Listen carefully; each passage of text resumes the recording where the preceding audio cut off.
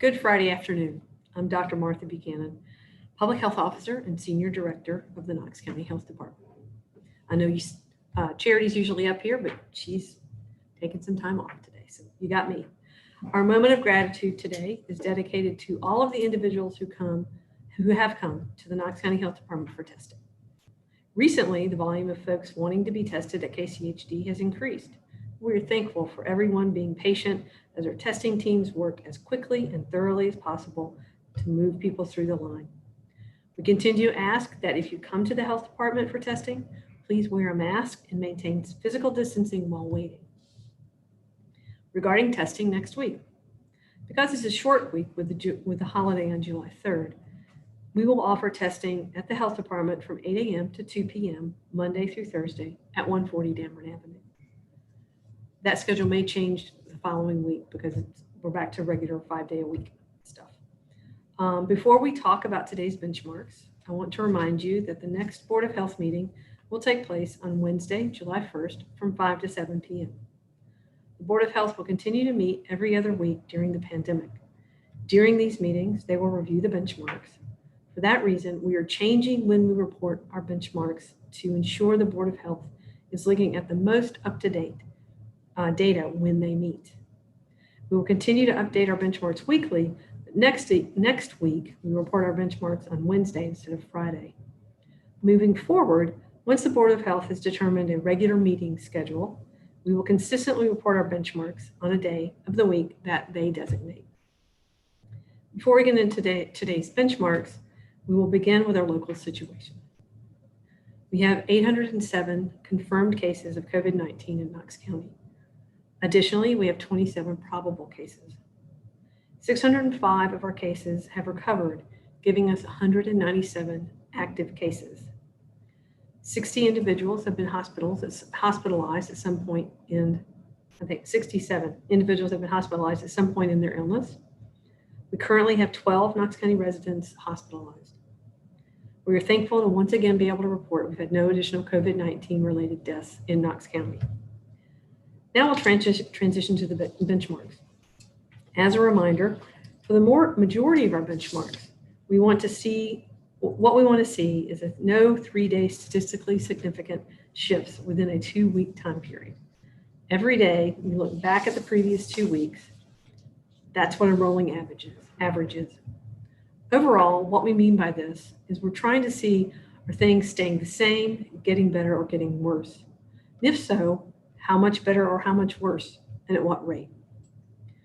Moving to the first benchmark, sustained reduction or stability in new cases for 14 days. To illustrate this benchmark, we have a bar graph that shows previous cases, new cases, and the growth rate over time. Since the beginning of this week, we have experienced red level flags on 5 consecutive days. These increases caused us to represent this traffic light as red. This is a concerning trend and further reiterates that the virus is still very present in Knox County. What we want to see moving forward is the new cases becoming more stable and leveling off. Slow, steady increases allow us to have cases recover and roll off the active case list and at around the same time as new cases are being added, keeping that kind of steady. However, when we experience spikes, especially when they are sustained, the active case counts jump up quickly. Cases are being added to our active case count at a higher rate than they are rolling off currently. We know we are going to see new cases every day. It's unrealistic not to see growth as we reopen. This is why we continue to stress the importance of following the 5 core actions. These actions alone won't completely eradicate COVID-19 from our community, but they will help significantly to slow the spread. Our second benchmark, community-wide sustained and increased diagnostic testing with consistent or decreased test result reporting turnaround time.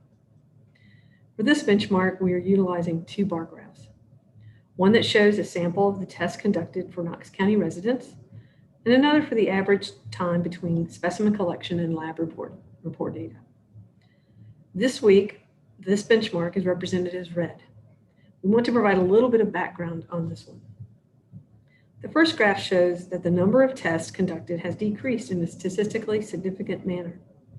However, we understand that the statewide reporting system is likely experiencing a delay in recording negative tests. Therefore, data is demonstrating a lower numbers than are actually tests being conducted for this time period. And to be clear, there is not a delay in reporting positive cases. The system is designed for positive cases, and we've talked about before, it's not really designed for negative cases, for reporting of negative cases. Anecdotally, through what we are hearing from hospitals and private providers, including our own testing at KCHD, testing looks to be in good shape and consistent with previous weeks. Because of what we can see at this point in the statewide system, this graph is represented as red. For the second graph, we're seeing some statistically significant changes that show a longer turnaround time for results, which leads this graph to also be represented as red.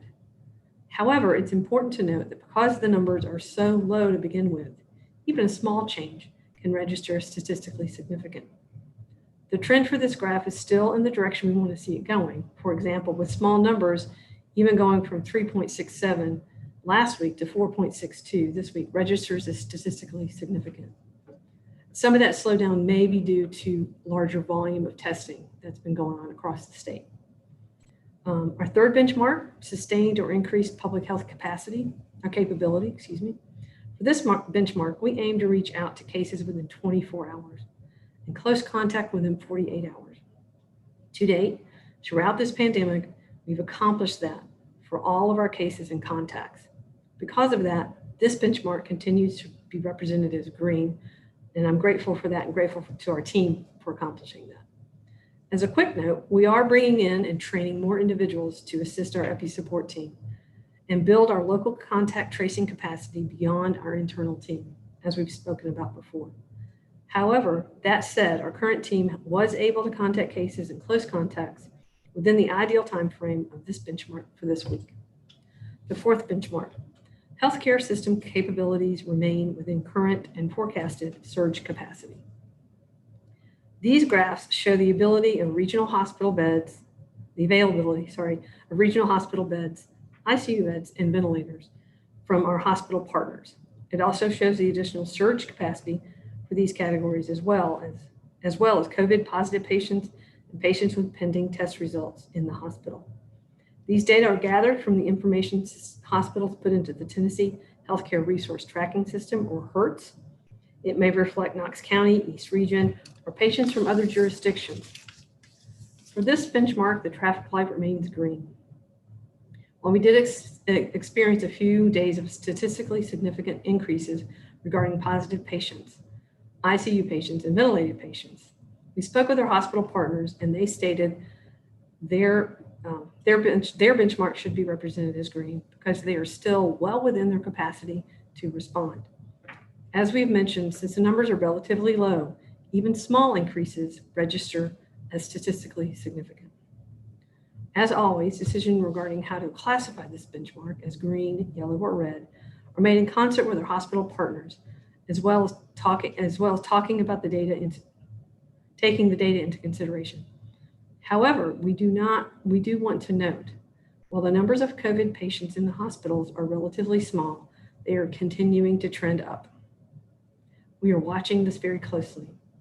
It again demonstrates that the virus is still very present in our community, which is another reason we continue to recommend and encourage the 5 core actions to reduce the spread of disease. Our fifth benchmark, sustained or decreased COVID-19 related death rate for identified positive or probable cases.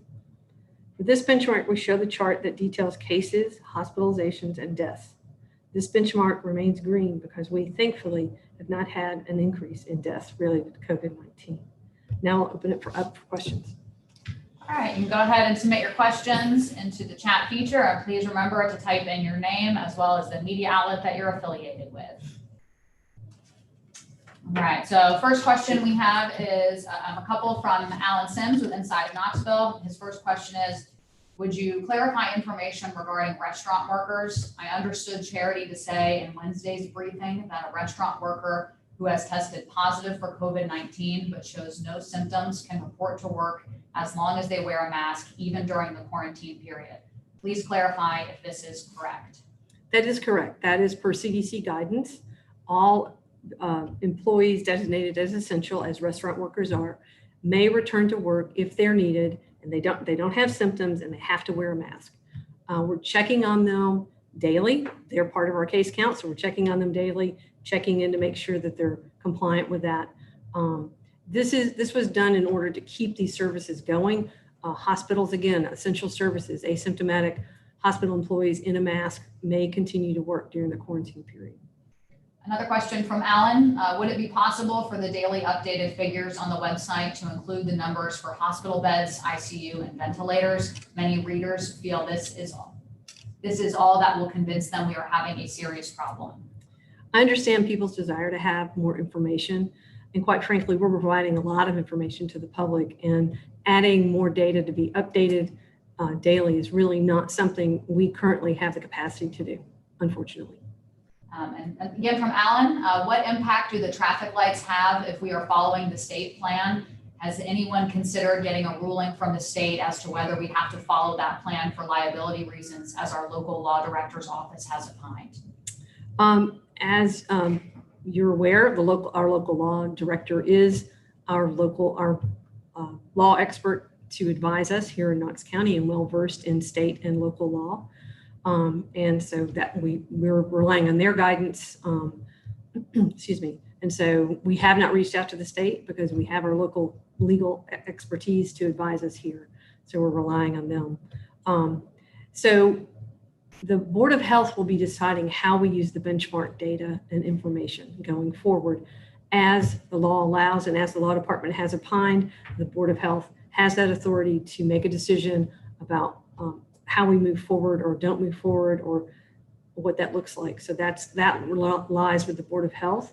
They voted to keep the benchmarks and keep using them to make decisions, which is why they're meeting every 2 weeks. From Megan with WBLT, several of our viewers have expressed concern after seeing Wednesday night's video of the county budget meeting, in which most officials appeared not to be wearing masks or maintaining 6 feet of distance. Can the health department provide any explanation or guidance about this? People make personal choices about maintaining social distance and whether they wear a mask, and people made personal choices that evening also. From Shannon with WBIR, we're seeing again today a rise in hospitalizations, and we know our positive case count has been steeper lately. Is it time to take action today? Can we wait until the Board of Health meeting next week to make decisions about taking action? The Board of Health is the authority they have the authority to make decisions about what we do locally. So we will be waiting until that meeting. These trends don't change all that fast. If you notice, our case counts are going up and down. Again, as we reviewed, hospital capacity is quite adequate. They have not activated their surge. If you look at the bottom of that graph of that section, you can see how much surge capacity they have, and they haven't even activated that. So they have a lot of tools in their toolbox to manage that. We'll continue to look at case counts.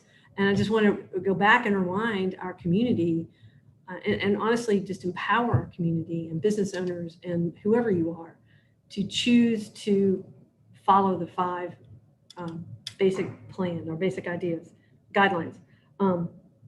Maintain social distancing, wear a mask, stay home if you're sick, wash your hands regularly, and clean surfaces regularly. Those are tried and true, proven prevention methods.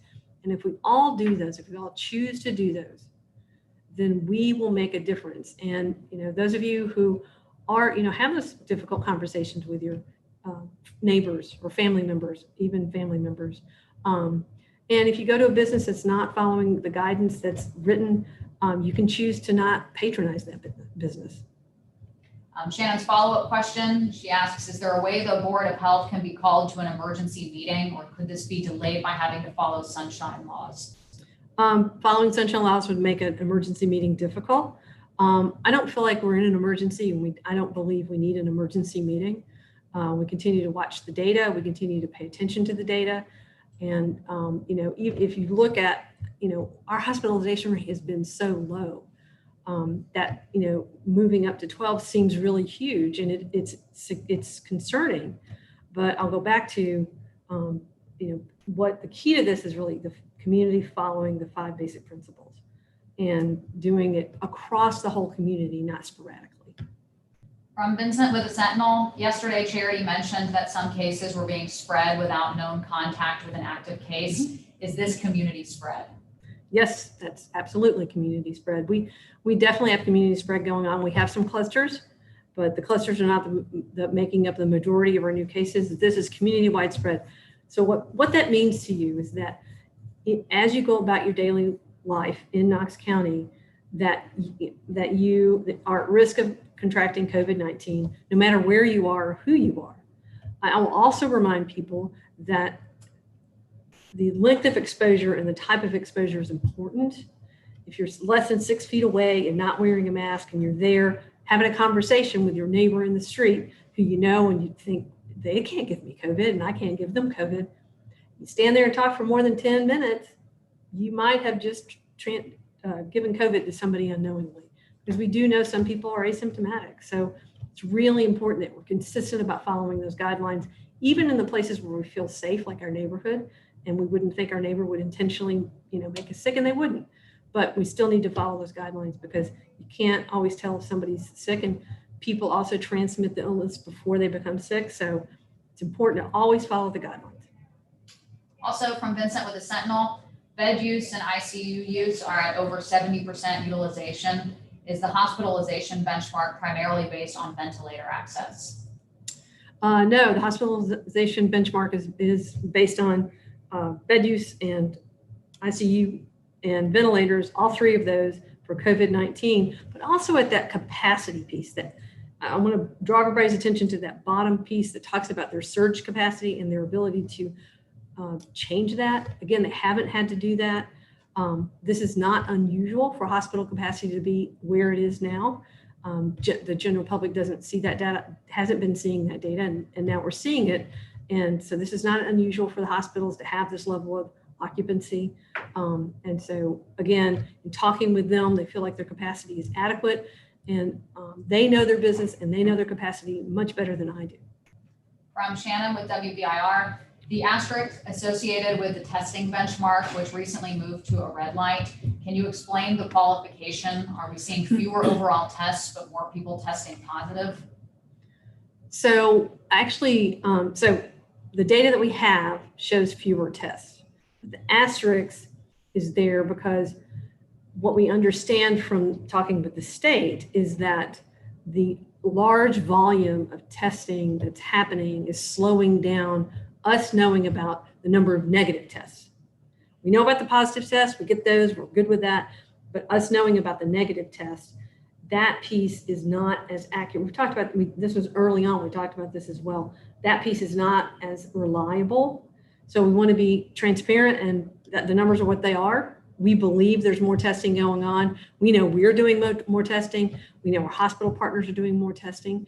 We have seen, I think anecdotally, because we don't have all the testing volume, we don't have the N, it's hard for us to say what our positivity rate is. That's a challenge because we don't have that reliable N to be able to say, the denominator, to be able to say, this many people have tested and this percent of people are positive. The state does track that because they see all the tests. We just don't have a good, reliable way to do that. But again, it goes back to that system that was set up to let us know about positives, and that's working fine. It's the negative piece that's different and new, and it's not working as well. From Shannon with WBIR, if a child at a summer day camp tests positive, what would KCHD's recommendation be to camp operators? And is there a best practice for managing the spread and cleaning? So so many things, so many variables go into what our recommendations are. And that's why we have experts who are going to be calling the family and the camp operator, getting all the details of exactly what happened. So my ask for our community is when one of our experts calls and they're asking a lot of questions that seem like, why do you have to know all these details? We do, in order to provide good guidance and reduce the risk to other campers, to the community, to other families. We have to know the details. And that allows us to provide good guidance, get the people at risk out of the population, put them in quarantine and ask them to stay there and check on them every day. get those cases out of the population, put them in isolation, check on them every day. So it's a big part of what we do to reduce risk for our community. The whole purpose of contact tracing and all those bazillion questions we ask is to stop the chain of transmission. When we can stop the chain of transmission, we will successfully slow down the spread of this disease. From Jordan with WATE, this week we saw several of the largest one-day increases of positive cases. What are your concerns with this development, and will you be rolling back any reopening guidelines? So rolling back reopening guidelines is a decision the Board of Health will be making. If that's what they want to do, that's a decision. What we do with the guidelines is the Board of Health decision. We are concerned. We're very concerned. It tells us several things. It tells us that the virus is still very present in our community. And observationally, we all see that not many people are wearing masks. We're really happy with the people who are. Not everybody's maintaining social distancing. So it's a kind of a hodgepodge across the community how that looks. And so it's allowing for spread. When we interview people, we find out that people aren't following social distancing guidelines and aren't wearing masks. And that changes what we have to do with those close contacts of that case, whether those are followed or not. And again, I want to really encourage business owners and citizens to be empowered to make decisions that protect employees and the patrons and the general community. From Shannon with WBIR, Texas and Florida are closing some businesses again effective today. Can we expect Knox County to make a similar move? Is that something we can enact on a local level while under the Tennessee pledge? So Governor Lee has an order that does allow local health departments, the counties that have local health departments that are called metropolitan health departments that are independent of the state, to make different decisions. But again, that will be a decision that the Board of Health will make next week. All right. It appears that Jordan and Megan, you both have a similar question there. So if I'm not asking one and it doesn't answer the other person's question, feel free to type in the second part. Jordan with WATE and Megan with WBLT both asked, a local woman has found it difficult to get tested at local hospitals. She said her family was turned away because they didn't display any symptoms and were not deemed, quote, sick enough to be tested. Are local health providers being directed to only test people who look sick? Local health providers make their own decisions on who they test, but we don't have any direction for them. The testing that we're doing, there's no screening involved. It's free. It's open to anyone. So if you want to be tested, you can come down. You expect a wait. Our volume's gone up. Our staff is working really hard and as quickly as they can. But again, there's some information they have to get from you and it takes some time. But again, we don't dictate what hospitals and doctors do. They make those decisions internally. From Brandon with WUOT, to get a refresher on the types of tests available, we're familiar now with the nasal swab PCR tests, but less invasive saliva tests are becoming available. As far as we know, are the saliva tests returning reliable results? The saliva test, I'm not sure what saliva test you're talking about. So the only two tests that are reliable and can be used for diagnosing COVID-19 are the nasal swab and the oral swab, which is not really a saliva test. Again, it's looking for the same DNA, because there are some saliva tests that you actually get a sample of saliva, and those, I'm not aware of those being accurate. The other one's a swab that goes into the back of your throat, your oral pharyngeal cavity, and gets the sample from back there. From Alan Sims with Inside of Knoxville, a reader reported that the workers in the front of the health department giving out masks were not wearing them. Is this accurate, and why would this be true? It is unfortunately accurate, and we are addressing it. We are mandating that our staff wear masks, and if they don't wear masks, we will follow our usual procedure when somebody doesn't follow a policy internally and deal with that.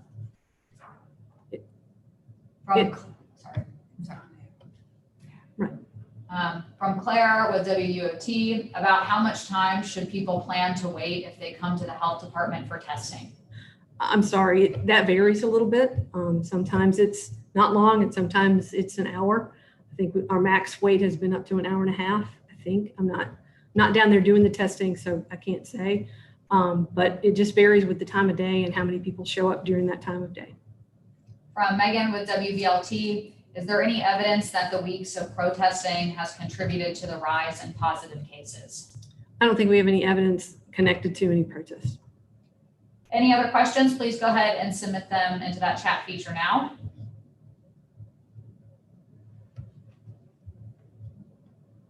All right, we're not seeing any other questions come in, so thank you all for joining us. We hope you have a good rest of your day and a good weekend, and we will see you on Monday.